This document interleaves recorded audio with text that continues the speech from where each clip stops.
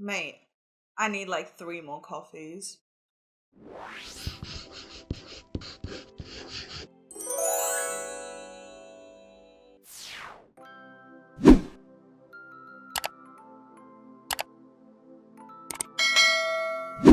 Welcome to week 2 of December, which, as you already know, is Style Study Month. And today we're going to tackle our most ambitious study yet, because it is a game of patience and perseverance, both of which we must have in order to be good artists. Yeah, no, but I'm going to show you some hacks to cut that out because... Today we're going to take a look at the beautiful, intricate character art of Ruan Jia. Yeah, I googled how to say it, and yeah, I'm saying it wrong still. Please don't sue me. This video was requested 3 separate times, well, technically 3.5, I guess. So massive thank you to Tay Miso, QTTV, Memulous Rat, and Do it for her. for requesting this video. I hope you guys enjoy it and that it's everything that you've been looking for. If you're a style study veteran and you know why you're here, first of all, thank you so much for coming back. I love you, and you can skip to part 1, timestamps are in the video description. But if you're new here, hi, welcome. I'm so glad you're here, and I promise you're gonna fall in love with this series. Style study is a regular series we do here on my channel where we take a look at some of our favorite contemporary artists, analyze their work, and see what we can learn from it. Keyword, learn. We're not trying to plagiarize anyone's work, we're not trying to be like someone else, we're just here to learn some interesting techniques and see how we can apply it to learn and find our own original art style. I usually structure my style studies in 3 parts. In part 1, we'll take a look at Ruan's work, analyze his style and see what we can learn from it. Part 2 will be a study of one of his original paintings. The reference I've chosen today is this one. And in part 3, we'll apply everything that we learned today to an original painting of our own. Whoops. Quick insert from editing Srish. I actually ended up not doing a part 3 original painting for this video because there was literally no time. I know, I'm sorry, but the study alone took so long despite careful planning and decent time management. I promise the next one will have all 3 parts, but please excuse this one. Right, back to the video. If you enjoyed this video and learned something today, then please do remember to like, comment and subscribe. It really helps the channel out so much. And if there are any other artists you'd like to see a style study on in the future, leave them in the comments below and I'll add them to my ever-growing list. Alrighty, whenever you're ready, grab a snack, sit back, and let's dive into another style study featuring Ruan Jia. Fun fact, I found that the name Ruan actually also exists in South Africa and Brazil, but the Chinese pronunciation of it is Ruan. Ruan Jia is a concept artist and illustrator from China who has spent about 2 decades working in the art industry. He graduated from the China Central Academy of Fine Arts back in 2000, and in 2001 he joined an online game studio in China. 10 years later, in 2011, he moved to Canada and later joined the ArenaNet team based in Washington, D.C. Through his career, he has worked on some massive projects in the video game industry, including Halo, Guild Wars 2, World of Warcraft, and Diablo 3. Ruan's beautiful, super intricate art has garnered him over 139,000 followers over on Instagram and over 47,000 followers on Twitter.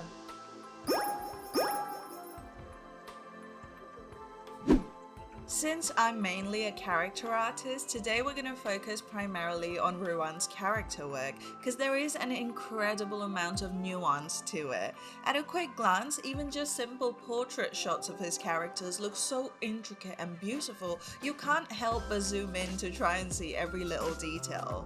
There is just something about his characters that, despite them having very human features, makes them look so otherworldly. It's like these characters are from this earth but not of it. There is something so untouchable about them, and that is a very specific effect I'm super excited to look at today. But then you'll notice loads of sharp details that kind of draw your attention too, and then you get drawn to the overall texture of the piece, which makes you think of raw silk. At first, I almost fell into the trap of thinking there are specific brushes he uses to create that effect, But upon looking closer, I think it's not so much a brush as it is a technique that gives you this super refined, detailed look without the entire piece being extremely crowded and noisy. So today I want to take a look at all the little details rather than the subject matter and composition as a whole, because I feel like that is the most unique part of Ruan's art, is the intricacy and the texture and quality of his brushwork. Because I quickly learned that when it comes to illustrations, his work is definitely not simplistic. Okay, that was a reach, I know, just let me have it, today's been a long day. Here are 4 key characteristics to Ruan Jia's work. Look at this character's face. What does it feel like the skin is made of? I don't know about you, but to me, it looks like some sort of marble or porcelain. And this is something you'll notice in a majority of the characters Ruan paints, is this super smooth, flawless skin that almost looks like it would be cold to the touch. Sure, it might be the colors, these characters all seem to have pale, cool toned skin, but I think a lot of this porcelain effect seems to come from the form of the skin, because although a lot of these characters seem to have neutral, almost solemn expressions, even on the rare occasion that there is a loud, noticeable expression, it somehow doesn't seem to affect the skin. Even if there is a frown in the eyes, a pursed lip, or hell, a wide open screaming mouth, the expressions are pretty much localized to the eyes and the lips. The rest of the face simply doesn't show any change. And this is also something you'll notice about the individual features, is that the proportions aren't super stylized or cartoonish. It is all believable, but at the same time, you simply cannot get a read on the character. So while the eyes might be almond shaped or round, they don't really squint or squash, and the iris is often unnaturally colored, almost saturated and fluorescent. Plus, based on a lot of the paintings I was able to find, Ruan rarely ever paints a defined pupil in the eye, and he doesn't really use very dark shadows in the skin, especially anywhere in the face. But what does it all mean? I'm sure you can guess what effect this has, because you're probably feeling it right now. It is a feeling of uncertainty. No matter what the composition or what elements might be in the scene, or hell, what the characters might be doing or expressing, they seem to be completely and utterly unaffected by anything at all. And human beings are notorious for hating that feeling. We are feelers, right? We have emotion and warmth and reactions, and when we see someone who doesn't seem affected by the world, it is super creepy. Think of the scariest villains in cinematic history. Sure, the loud, violent ones are daunting, but nothing will really freak you out like a quiet, calm, and calculated character. The creepiest ghosts in horror movies are the ones that just stand there and watch. So when Ruan paints these characters that feel cold and calculated, it strikes a nerve somewhere deep down in our psyche that causes us to drop what we're doing, sit up, and pay attention. Let's take a closer look at how Ruan paints hair, because I feel like this is one of the most unique, memorable, and recognizable aspects to his art, and the hair is often a very important element in his composition. You'll notice that A, the hair is often shiny at the root, and B, it is stringy and messy at the ends. No matter what the color, texture, or length of hair, this is a constant theme in the majority of his character work, is this smooth, silky shine at the crown where the hair is parted, and scraggly, messy strands at the very ends. In fact, if you look closely enough, you'll see that the crown area of the hair is fairly blurred, while the ends are super sharp, almost to a point where you start to see noise. Now, on the surface, this just seems like a cool effect where the stray strands of hair add a nice bit of texture and detail to an otherwise smoothly blended material, and this is definitely an effect you see echoed in the skin and clothing. But if you read in between the lines, you'll see that this is yet another extrapolation of the effect we just looked at. Because although the ends of the hair may be ruffled and noisy, the root is rather smooth and unbothered, just like the character's face, regardless of how busy the environment may be. Told you it was a super powerful effect. One more detail I want to mention, and this is mostly just a rendering note rather than a story note, is that he doesn't paint the flyaway hair as strands, but rather as flat, translucent sheets. If you zoom in super close, you'll notice this, because instead of having literal lines, it's almost like little strips of fabric. Now, don't judge me, but the best analogy I can think of is pasta. Generally speaking, we tend to draw flyaways like spaghetti, but Ruan paints them to be more like tagliatelle. However, even within the tagliatelle, you have some texture. In fact, the flyaway pieces of hair aren't just textured, they sometimes also have areas of transparency where you can almost see the background through these flat bundles. Again, it just really goes to show just how much detail he appears to paint by hand rather than just using a texture brush like you and I do. And like I said, it really looks like he goes ham on the sharpen tool around the ends and sometimes even around the shine at the crown of the head to a point where it creates a bit of color noise. We'll look at this in detail in just a little bit. I also quickly want to mention that he paints the eyebrows to be super subtle, just individual little hair strokes, and the lashes are really heavily separated, almost clumpy looking, like when you wear waterproof mascara and then cry and instead of running the product just kind of clumps together. Anyone else notice that, or am I just a sad person? But yes, I feel like the eyelashes are pretty much the only area in his paintings where Ruan uses a dark defined shadow in the face, and even that is broken up by lighter strands within the lashes. And again, it is super sharpened, but this time the sharpness is actually to draw your attention to the character's eyes.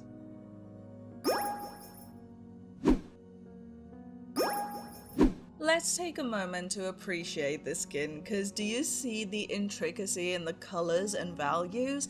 Now, this is something we kind of looked at in the Shall E study, but it looks like Ruan kind of paints a lot of saturated skin tones and then overlays it with a soft, pale, almost milky tone, and that creates this layered effect where the colors in the skin look like they lie underneath the surface. However, the difference between Ruan and Shall E's work is that while Shall E starts with super intense skin tones, Ruan seems to start with super intense fluorescent tones. So instead of going with a red hue of skin around the nose, he seems to literally pick a straight up crimson. Instead of going with a cooler toned flesh color for the dark circles, he literally seems to start with blue or purple. Instead of having a hint of a more yellowy tone at the forehead, he just goes full sunflower.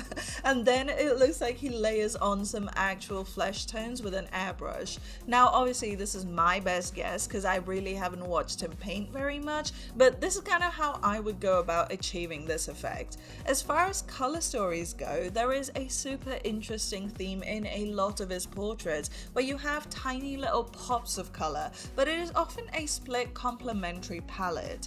You probably already know what a split complementary palette is, but just on the off chance you've never heard of it, a split complementary color scheme is where you pick 3 colors, where you start with one color, say red, and the other 2 are on either side of the complementary tone.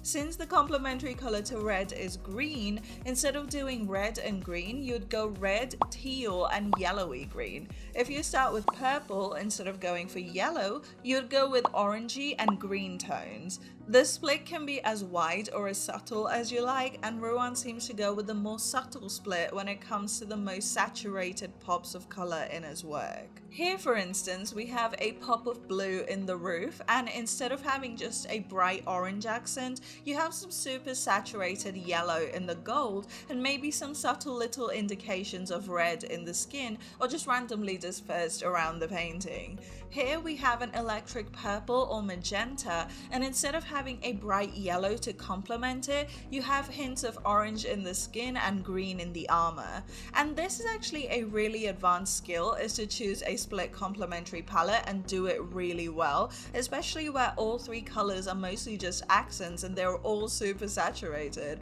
It can be really easy to overcrowd the scene with saturated accent tones, so honestly it is yet another show of Ruan's incredible skill and mastery over colors like that.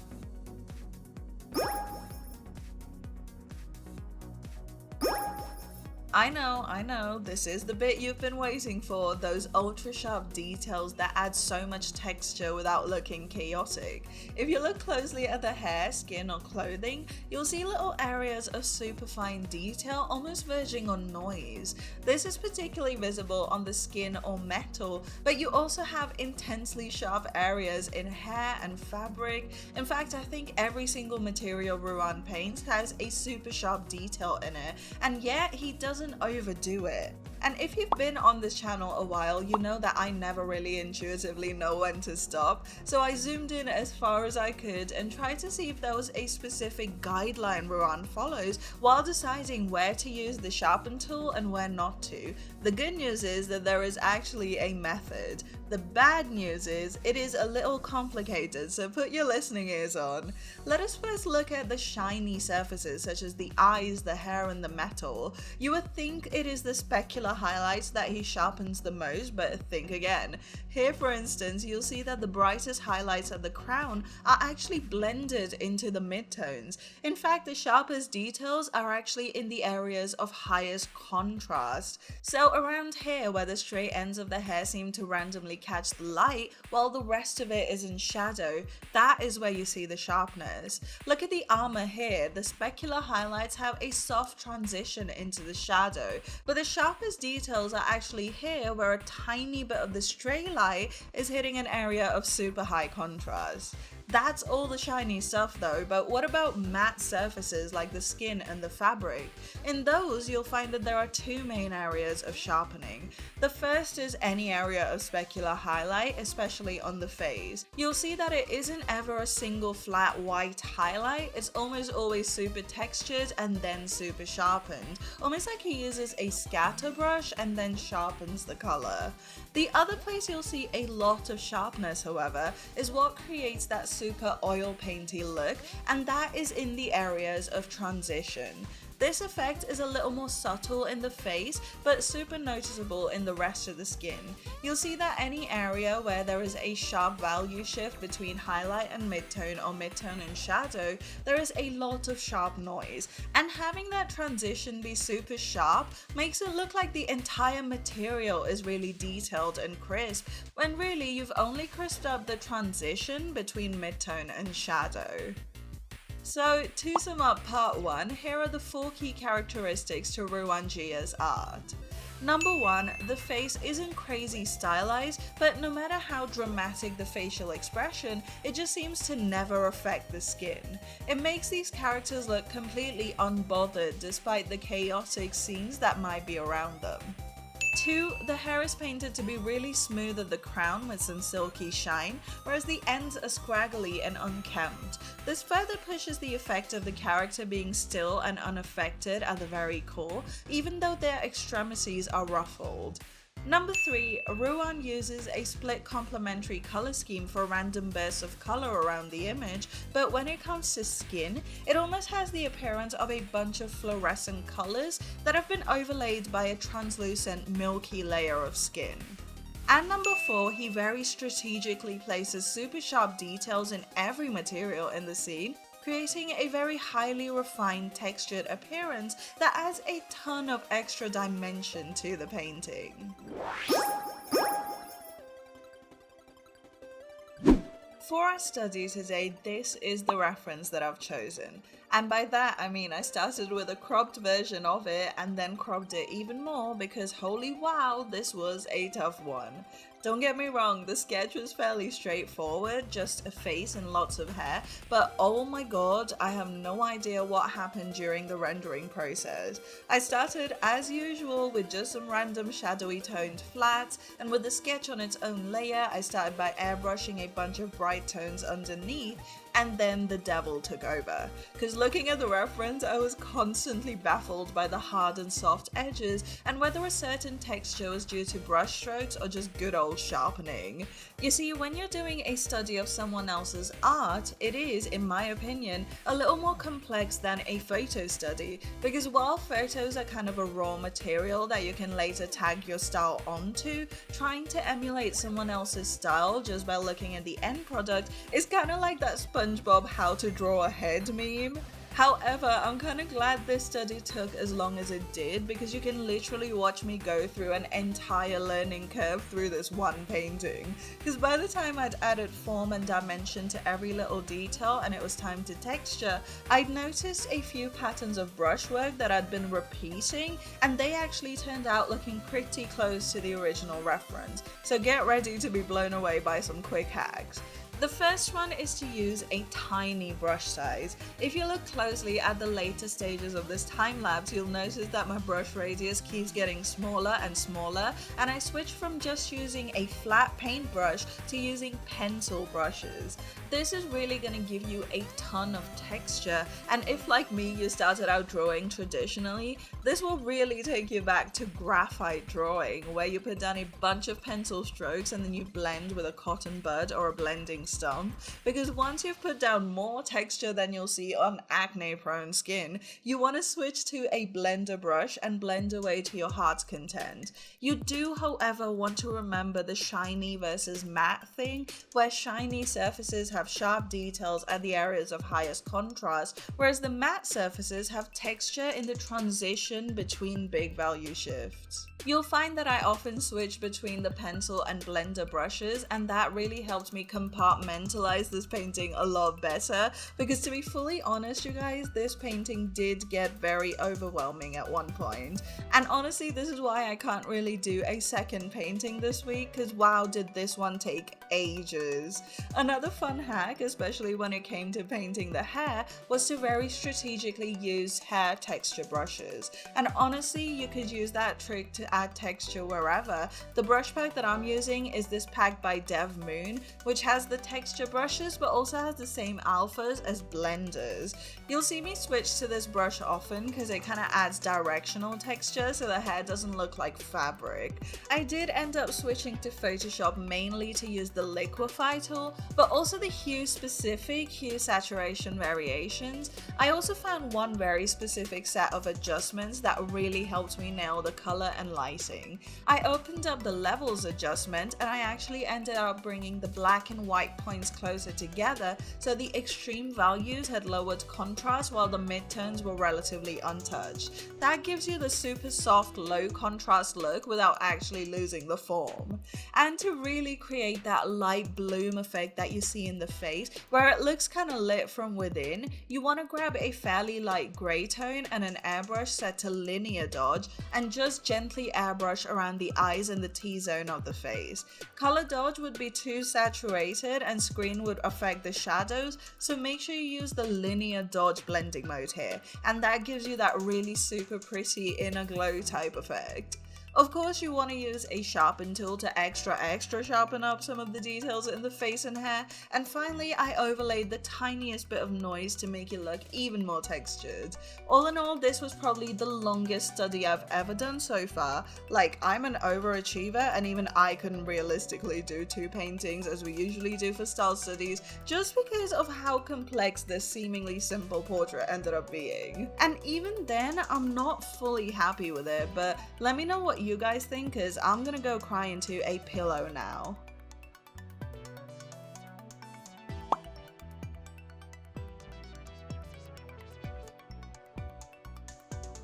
And there we have it, Ruan Jia demystified. Do you feel like you leveled up today? Because I sure do. Again, massive thank you to Tay Viso, Memulous Rat, QCTV, and Watch Me Bleep. I'm not gonna say that word because my mom watches these videos and I'm not too old for a spanking. But I hope you guys have enjoyed this video and it's been everything that you've been looking for. And if the rest of you guys have enjoyed it as well, then please do let me know by giving it a big thumbs up and hitting that subscribe button, because like I said, it is Style Study Month and you do not want to miss when the next one drops. If there are any other artists you want to see style studied in the future, leave them in the comments below and I'll add them to my list. What else? Oh, yes. Hi, come say hi on Instagram and Discord. I will leave all the links in the video description below. And if this is your very first style study and you haven't seen the rest yet, I will leave a handy little playlist up here in the outro somewhere. And feel free to binge them. They're all really good and there's so much to learn from every single one of them, I promise. And with all of that said, thank you so much for hanging out with me today. I hope you've enjoyed it as much as I have. And I'll see you next week with a brand new video. Until then, happy Style Study Month and I love you. Bye!